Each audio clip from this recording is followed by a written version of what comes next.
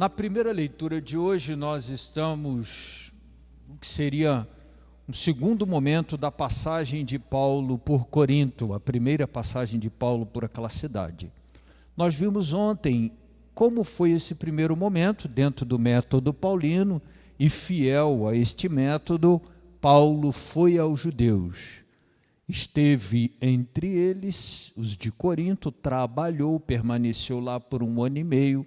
No período em que trabalhou, todos os sábados ia à sinagoga, discutia com os judeus, tentava anunciar-lhes Jesus e o querigma e convencê-los acerca da salvação em Cristo e da ressurreição, mas encontrou sempre enorme resistência entre os judeus, a ponto de praticamente ser expulso das sinagogas, o que levou a Paulo a tomar uma outra atitude, e que define, portanto, a palavra de hoje, que é o segundo momento da passagem de Paulo por Corinto.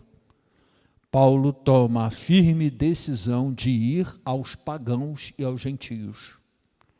Ele disse: uma vez que não encontrei acolhida, que a boa nova não foi recebida, não foi acolhida nos círculos judaicos, e compreendendo que a salvação é para todos, então anunciarei o evangelho, a boa nova e o querigma aos pagãos e aos gentios.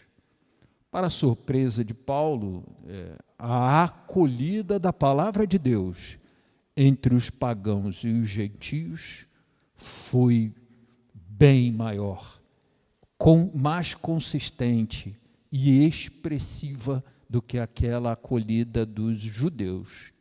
Foram muitas conversões, ali começava a nascer uma igreja fecunda, a doutrina, a boa nova do evangelho, então começou a se espalhar, não através dos judeus propriamente, mas através dos gentios e pagãos agora convertidos e cristãos por toda a cidade de Corinto.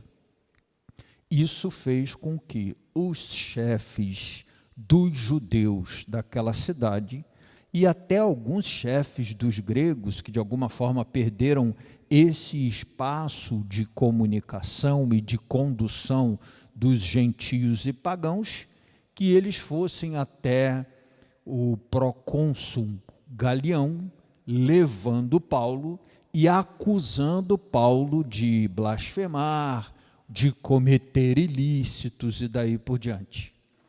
Me lembra muito a passagem de Paulo diante do procônsul Galião, exatamente aquele momento do processo de Jesus, em que Jesus está diante de Pilatos, né?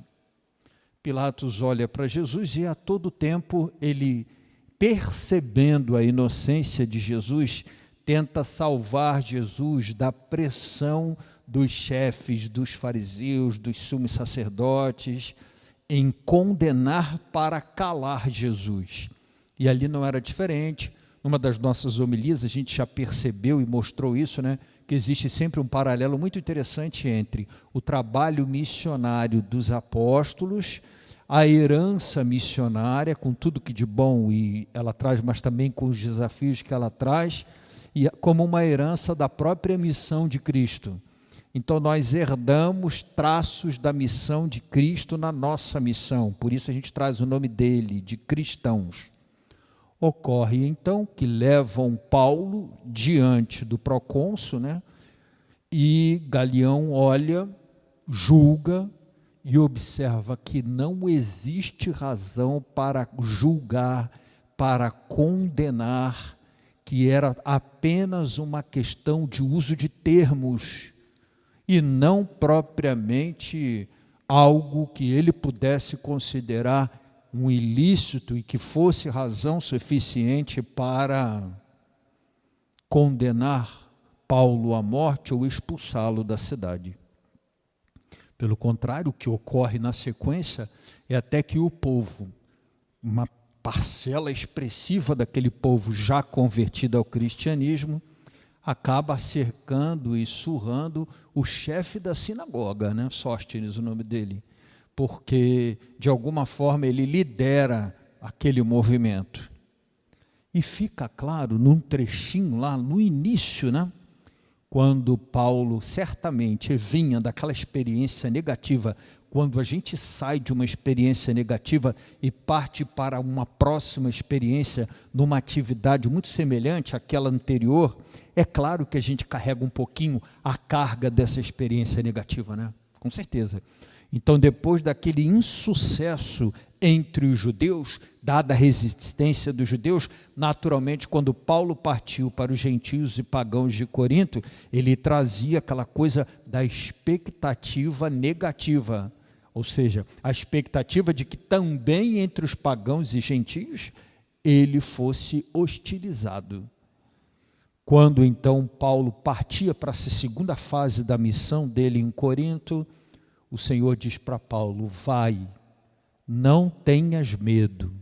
E ali tem uma frase que eu acho que poderia nos acompanhar. Eu sugeri na nossa reflexão, no início do dia de hoje, aquela que eu coloquei no Facebook, que eu botei na página, na minha página, na página da paróquia, e para todo mundo que tem lá nos meus contatos, que eu pedi quem quisesse mandar o número que eu colocaria lá nos contatos para mandar essa reflexão diariamente. Estava ali muito claro aquele termo: ninguém porá a mão no meu servo, no meu evangelizador, no apóstolo, naquele que está em missão. Essa palavra é uma palavra muito forte no que diz respeito à proteção do nosso Deus, e mais uma vez eu me lembro de Jesus, quando por diversas vezes tentaram pegar Jesus, levar Jesus, e Jesus dizia, segundo o texto de João, que ainda não tinha chegado a hora dele, e ele não seria arrastado, mas ele ia se entregar. É uma certa autoridade que nos vem da certeza dessa palavra. O Senhor diz: ninguém vai colocar a mão em quem é meu, em quem é meu filho, em quem me pertence.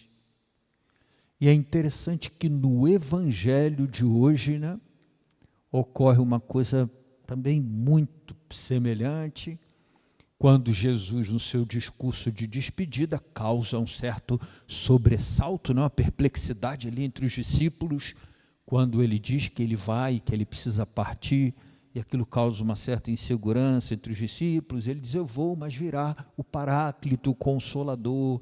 Isso ainda gera ali entre os discípulos uma certa insegurança. Jesus diz: olha, no início vocês vão ter uma certa tristeza, mas a vossa tristeza vai se transformar em alegria. Mas no finalzinho do Evangelho, Jesus diz assim: ninguém poderá tirar a alegria que eu dou para vocês. Ninguém poderá arrancar de vocês esta alegria. Eu, quando leio o primeiro texto, da primeira leitura, ninguém colocará a mão sobre o meu filho, meu ungido, eu logo entendo essa relação imediata com ninguém poderá tirar a nossa alegria. E lembro do próprio texto de Paulo, que num processo avaliativo de todas as situações pelas quais passou, né, surras, naufrágios, perseguições, incompreensões, ele teve coragem de dizer, né, que se Deus é com ele, quem contra ele, né? Se Deus é por nós, quem contra nós? Hoje nós olhamos para o exemplo, para o testemunho de Santa Rita. A igreja aprendeu a reconhecer em Santa Rita uma proteção para aquelas causas difíceis, né?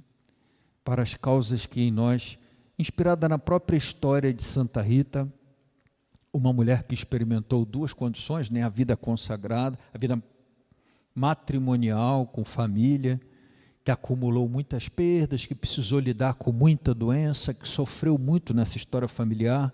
No final das contas, depois de ter perdido praticamente toda a família, filhos, esposo, tal, foi para o convento, iniciou uma vida religiosa, e a vida religiosa também foi ela de grande testemunho, assim como a vida que teve aqui fora, né, na vocação matrimonial.